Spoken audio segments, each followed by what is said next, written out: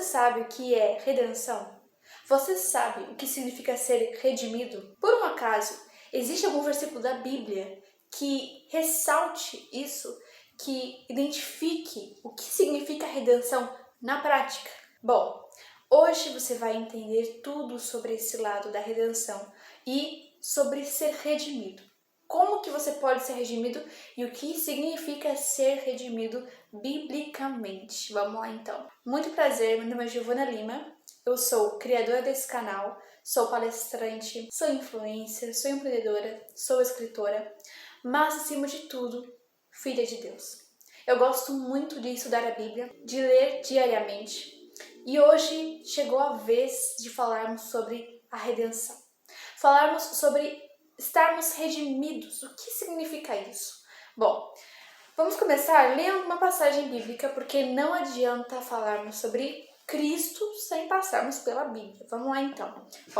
Primeira coisa que eu quero ler com vocês, na verdade, esse tema ele foi baseado em um versículo específico que eu li. E isso tocou profundamente a mim. Não apenas esse versículo, mas uma palavra em específico. Vocês vão entender. Lucas 11, no versículo 2, diz assim: Jesus respondeu: quando vocês orarem, digam, Pai. Bom, vocês sabem, provavelmente, que oração é essa, Pai nosso que estás no céu. Claro, poderemos ler esse texto inteiro, entretanto, eu quero focar nessa palavra, Pai. Quantos de nós hoje falamos dessa maneira com Deus? Às vezes você acha que não é merecedor de dizer isso. Às vezes você acha que não é capaz de dizer a Deus que Ele é seu Pai. Mas isso é verdade. E eu vou te explicar hoje como tudo isso começou.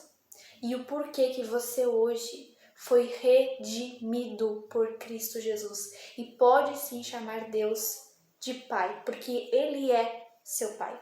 Bom, tudo começou lá antigamente, muito tempo atrás, antes do nascimento de Jesus Cristo. Como que foi? Primeira coisa que temos que entender é que o acesso a Deus naquela época, antes de Jesus vir à Terra, o acesso ao Pai era muito restrito, era limitado. No Antigo Testamento, Deus habitava simbolicamente no tabernáculo e depois no Templo de Jerusalém. Nós temos na passagem bíblica de Êxodo, capítulo 26, versículo 33, em que relata o véu que separava o lugar santo dos santos. Como assim? O Santo dos Santos era onde a presença de Deus se manifestava. Então, era ali que a presença de Deus estava, no Santo dos Santos. E para entrar ali, naquela presença, entrar naquele lugar, apenas uma pessoa podia entrar ali. E era o sumo sacerdote. Ele poderia entrar ali apenas uma vez ao ano. Então, imagina, para você ter acesso à presença de Deus, para você ter acesso à manifestação de Deus, era necessário que um homem, o sumo sacerdote, fosse até lá e se apresentasse uma vez ao ano. Gente, isso está em Levítico 16, em que descreve lá como que acontecia o dia da expiação, famoso Yom Kippur. Bom, e o que isso mostra? Isso mostra que o pecado separava o Criador das criaturas. O pecado separava Deus dos próprios filhos. O pecado era uma grande barreira, imagina assim, era uma grande barreira que distanciava o pai dos filhos. Agora, o mediador era apenas o sacerdote, o acesso não era direto, não era eu vou fazer uma oração, não era assim, era algo muito, mas muito restrito, algo muito específico para uma pessoa, uma vez por ano, então imagina como que era. Agora, segundo ponto, Deus se relacionava sim, só que por meio de alianças. Vocês percebem que ele falava com Abraão, com Moisés, com Davi, com Jacó, com outros profetas também. Por quê? Porque Deus desejava ter esse relacionamento com seus filhos. Não pense que Deus não queria falar com a gente, não é isso. É que o pecado separava um do outro. Era um encontro que nunca acontecia, porque eram duas pessoas totalmente diferentes, que eram separadas pelo pecado. Em Isaías 59, versículo 2 diz: as vossas iniquidades fazem separação entre vós e o vosso Deus. Então aqui o pecado era uma barreira verdadeira, era uma barreira real, existia. Além disso, eram necessários sacrifícios constantes para pagar os pecados, né? Então todos os anos se praticava o sacrifício de animais para poder pagar os pecados, para poder cobrir os pecados. E isso era constantemente. Então não era algo tipo, vou fazer esse ano e os próximos anos não precisa. Não, era algo contínuo. Então era algo que acontecia. Gente, isso era apenas a sombra do que estava por vir. Por quê? O que mudou quando Jesus chegou? Tudo mudou.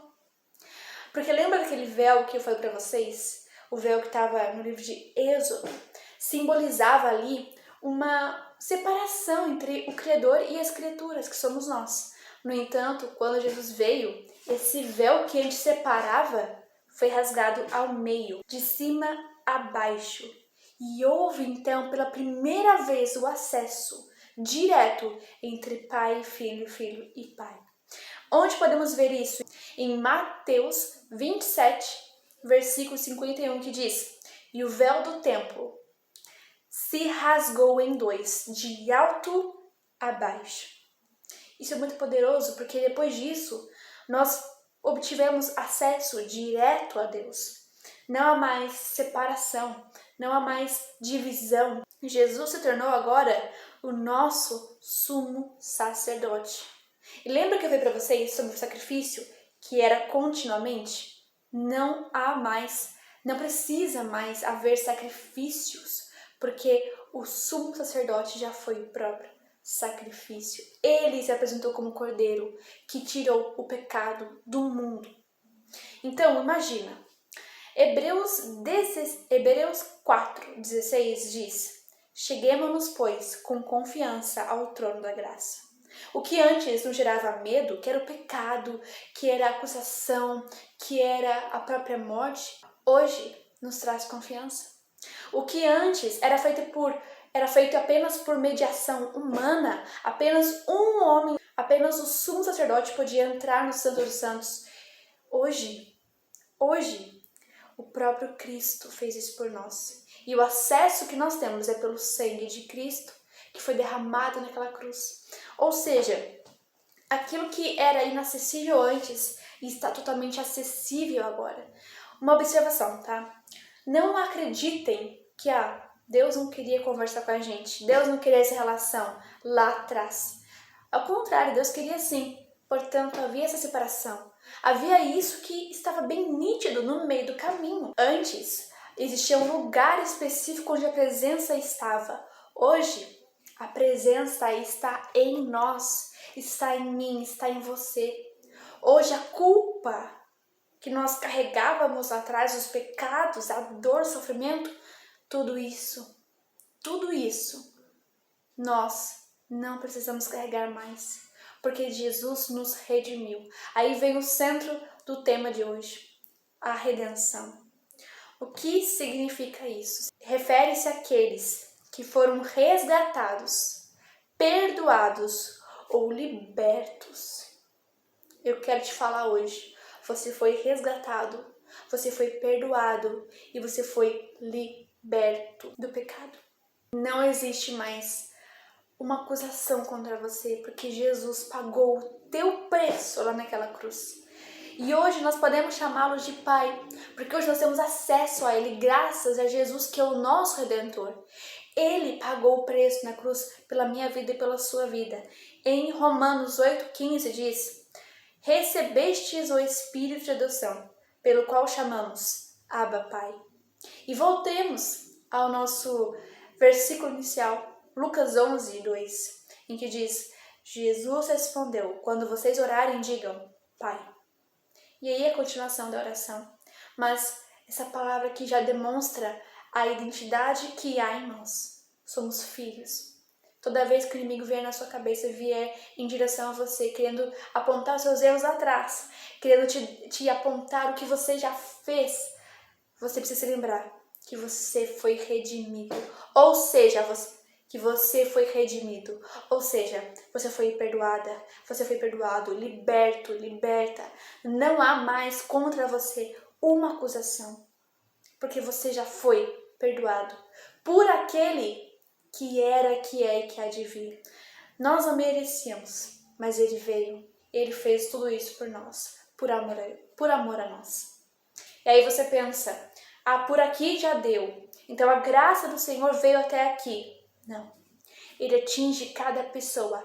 Ele vai a cada pessoa todos os dias para mostrar que ele ainda está vivo. Por isso eu quero te alertar.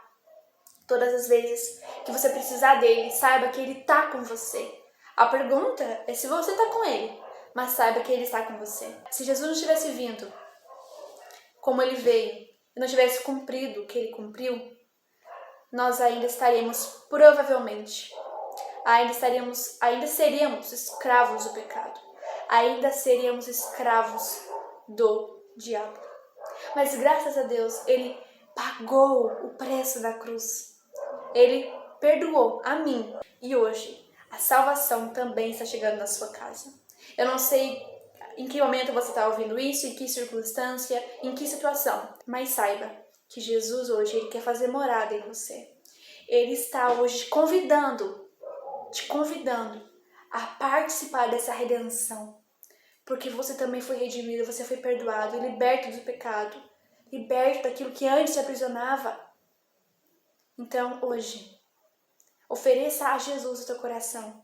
Coloque hoje nas mãos de Jesus a sua vida, a vida da sua família. Porque Ele quer salvar a todos nós. Esse convite não é apenas para mim. Esse convite não foi apenas para um grupo certo de pessoas. É para o mundo inteiro.